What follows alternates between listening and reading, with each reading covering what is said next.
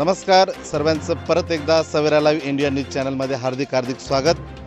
गेल्या 10 दिवसापासून प्रत्येकजण जिवंताच्या आकांताने प्रयत्न करत होता प्रचारासाठी आणि आता ती जी महत्त्वाची वेळ आहे ती येऊन ठेपलेली आहे मतदानाची। आपण पाहू शकता सर्व लोक मतदानासाठी इथं जमलेले आहेत आणि जो तो आपला मूलभूत अधिकार ज्याला आपण म्हणू शकतो तो बजावण्याचा प्रयत्न करत आहेत। बऱ्याच प्रमाणात मतदान झालेलं आहे असं सूत्रांकडून कळवण्यात आलेलं आहे आणि अजून बरेच मतदान थोडं बाकी असल्यामुळे अजूनही गर्दी आहे तशीच आहे। तर प्रत्येकाला कापण्याची चाहूल लागलेली आहे की कोण निवडून येणार, कोणामागे मतदार राजा उभा राहणार याच्यासाठी प्रत्येकजण उत्सुक आहेत। आपण इथं येण्यामागचा मुख्य उद्देश असा आहे की आपण प्रत्यक्ष उमेदवारांशी आणि तेथील लोकांशी चर्चा करून घेणार आहोत की नेमकं मतदान करताना त्यांना कुठल्या समस्यांना सामोरे जावं लागलं, काही चुका होता का आणि काय अजून चांगलं झालं पाहिजे याच्याविषयी आपण लोकांशी चर्चा करणार आहोत। चला जाऊया लोकांकडे, त्यांच्याशी करूया गप्पा। नमस्कार, आपण सामान्य जनतेच्या प्रतिक्रिया जाणून घेण्यासाठी आलेलो आहोत।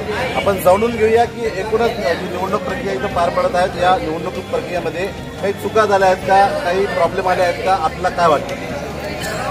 ज्या ग्रामपंचायतीच्या सार्वत्रिक निवडणुका जाहीर झाल्या तेव्हापासून तर कालपर्यंत असंख्य चुका याच्या निवडणूक अधिकारी असतील, तहसीलदार गायत्री संध्यानी किंवा आपल्या आरो असतील, त्यांनी असंख्य चुका याच्यात केलेल्या आहेत। जेव्हा उमेदवारांनी उमेदवारी अर्ज भरण्यास सुरुवात केली त्यावेळेस येथील ग्रामसेवक आणि तलाठी यांनी अंतिम यादी देण्याची प्रारूप यादी दिली। तिथेही ग्रामपंचायतीचे जे इच्छुक उमेदवार होते त्यांना काही इच्छुकांना फॉर्म भरता आले नाही, काहींना मानसिक आणि शारीरिक त्रास झाला, आर्थिक त्रास झाला, नवीन फॉर्म भरावे लागले, ऑनलाईन सगळे फॉर्म चुकले होते। त्याच्यानंतर जी याची हे बनवलेलं आहे मतपत्रिकेची एक नमुना मतपत्रिका देण्यात आली, तिचाही चुकीचा क्रम दिला।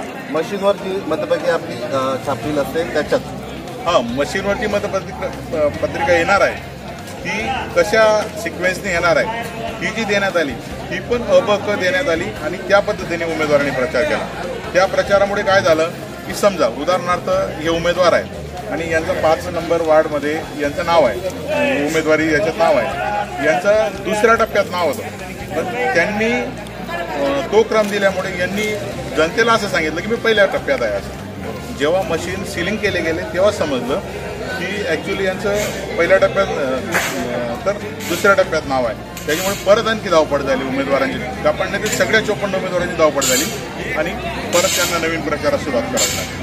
एकंदरीत सामान्य जनतेचं असं म्हणणं आहे आणि उमेदवारांचंही असं म्हणणं आहे की जी यादी दिलेली होती आणि जे क्रम दिलेले होते ते क्रम चुकल्यामुळे त्या सर्व लोकांना परत एकदा पहिल्यापासून ते शेवटपर्यंत सांगण्याचा खूप मोठा परत त्यांच्याकडे। त्याच्यात असं झालं, काल रात्री जेव्हा मशीन आले वोटिंग मशीन, त्याच्यात वार्ड क्रमांक 5 ते 2 मशीन आले, वार्ड 5-1 आणि 5-2। 5-1 मध्ये पण क्रम वेगळा आणि 5-2 मध्ये पण क्रम वेगळा अशा पद्धतीने आले। उमेदवाराच्या तर लक्षात आलं, आरोला कळवलं, त्यांनी परत येऊन मग ते क्रम दुरुस्त केले। दोघं मशीनाचे क्रम वेगळे, दोघे एकावर पुरुषवरती एकावर स्त्रीवरती। हा खूप मोठी चूक म्हणता येईल की दोघं मशीन सारखे एका ऑफिसमधून सील होतात आणि इथपर्यंत येतात, तोपर्यंत एकही अधिकाऱ्याचं लक्ष राहत नाही की जो क्रम चुकलेला आहे। सामान्य जनता त्यांच्या निदर्शनात आणून देते की हा क्रम चुकलेला आहे आणि याचा निश्चितच फटका बऱ्याच उमेदवारांना बसू शकतो असं मला वाटतं। आमच्यासोबत उमेदवार पण आहेत, त्यांच्याही प्रतिक्रिया आपण जाणून घेऊया, त्यांना काय वाटतं? उमेदवार म्हणून आम्ही असं सांगतो की त्या ठिकाणी ज्या याद्या घालण्यात आल्या किंवा जे सूचना गाव होत्या त्या ठिकाणी पहिली चूक होती की या याद्या आपल्याला तहसीलदार कार्यालय साखरी येथून मिळतील। आपण धुळे तालुक्यात निवडणूक लढवत असताना साखरी येथून आपल्याला याद्या मिळतील म्हणजे आपल्या उमेदवारांनी याद्या घ्यायला साखरीला जायचं का हा मोठा प्रश्न होता। तरी देखील आम्ही आमच्या पद्धतीनं बाहेरून ह्या सर्व याद्या उपलब्ध करून एक मानसिक त्रास झाला। तो फॉर्म भरत असताना आमचे फॉर्म वाया गेले, परत आम्हाला ऑनलाईन फॉर्म भरायला लागले, त्यामुळे आर्थिक आणि मानसिक त्रास सहन करावा लागला। या सर्व जबाबदार तहसीलदार कार्यालय, आरो, ग्रामसेवक आणि तलाठी ही पूर्ण महसूल यंत्रणा जबाबदार आहे असं आमचं मत आहे। बरोबर, एकंदरीतच मतदान प्रक्रिया धुळे तालुक्याच्या असल्या कारणाने मतदान याद्या घेण्यासाठी प्रारूप यादी घेण्यासाठी साखरी जावं असं सूचना देण्यात आल्या। ही अत्यंत गंभीर बाब आहे। ही असं पुन्हा होऊ नये याच्यासाठी शासनाने आणि सर्व विभागाने प्रयत्न करावे असं सांगतो। आमच्यासोबत कॅमेरामॅन सुदेन ब्राह्मणे, मी भूषण ब्राह्मणे, धन्यवाद। नमस्कार, आपण वार्ड क्रमांक 3 आणि 4 मध्ये येऊन पोहोचलेलो, जिथं मतदान चालू आहे. आता जवळपास 5 वाजून आलेले आहेत आणि 5 वाजेपर्यंतही एवढी गर्दी मोठ्या प्रमाणात इथं आपल्याला दिसून येत आहे.